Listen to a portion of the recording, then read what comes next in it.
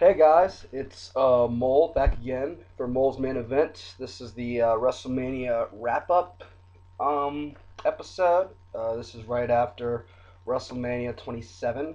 Watched that last night. Overall, I thought it was a good show, but it definitely had its down, positives and negatives.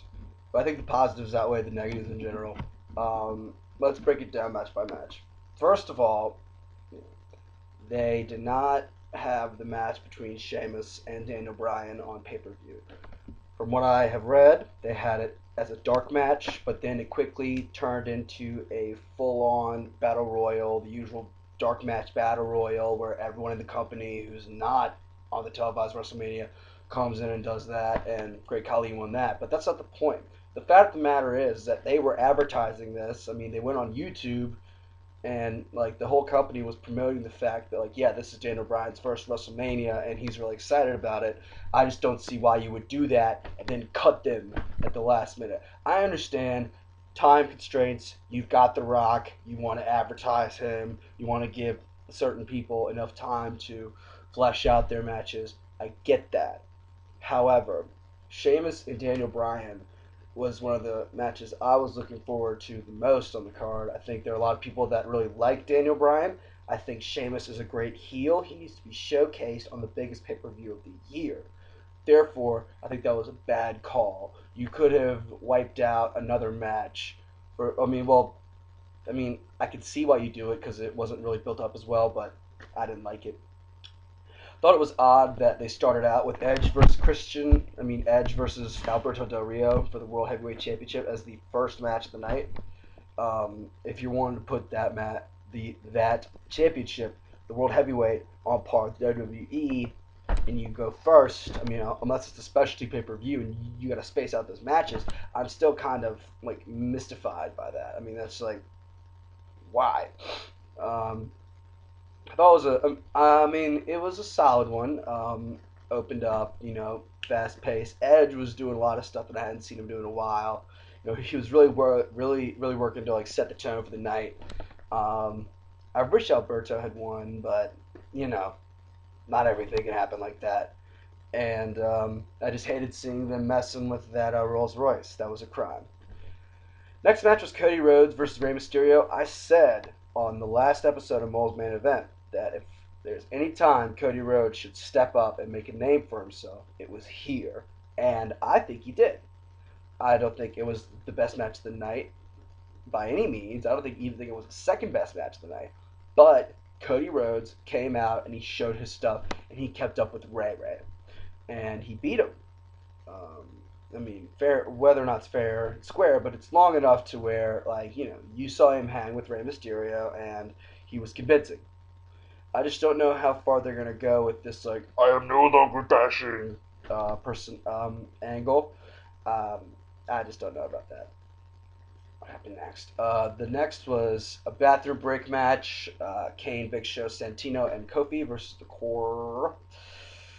I wish the Cord won to legitimize them, but I guess they had to push through that in order to allow for things to happen. Next was Randy Orton, CM Punk. This match was good. Not great, but good. Better than Cody and Ray. Punk losing to Randy Orton. You have to imagine that Punk's going to come back and want some stuff and be like, all right, well, now I'm going to have the Nexus back with me and do some stuff with that. And you have to think it's going to happen. You just have to. Michael Cole versus Jerry Lawler with Steve Austin. I thought that match was very entertaining for what it promised to be, which was Lawler just beating the crap out of Michael Cole. What? I didn't know Cole was tatted up. I thought that was really funny seeing that. He had some ink back there. Watching him like maneuver around the ring and his like little frumpy self was really funny. Always great to see Stone Cold just stun everyone and like have Booker T come in there, do the Spinneroonie, stun him, stun Josh Matthews, stun Jack Swagger. I'm surprised that but Cole is probably, I don't know if they're going to continue this or what, but um, it, this match also led to JR coming out, and then with Cole, being beat up and going to the back, and Lawler staying, it left JR and Jerry King, which is the best announced team ever. So, I mean, hearing that, the last three matches was great, especially for the next one, Undertaker Triple H. This one, everyone knew it was going to be the match of the night, and it was. And it exceeded my expectations. Um, these guys had an all-out brawl. It adds it to the list of just great WrestleMania matches that the Undertaker has been involved in recent years. Um, I mean, I think that while it was better than last year's Shawn Michaels Undertaker match, I don't think it was as good as the first meeting between Shawn Michaels and Undertaker at WrestleMania. But it was still great. I thought the finish, the whole way they structured it, the little, the entrances that Triple H had, I thought it was very good. It was great, in fact. If you get the chance, watch it. It is a work of art. It's two experienced guys who know what they're doing, who've been in big matches, and know how to get it done. The next one, Snooki, Trish Morrison versus Ziggler and Michael. I wish that there was more interaction between John Morrison and Ziggler, but I guess this was a bridge between Trips and Taker and Miz and Cena. I did like the move that Snooki pulled off. That was like a legit diva move. And then she elbowed him, smushed him, Snooki, smush, and beat him. Pretty expected there. Then The Miz and John Cena. This event reminded me of WCW.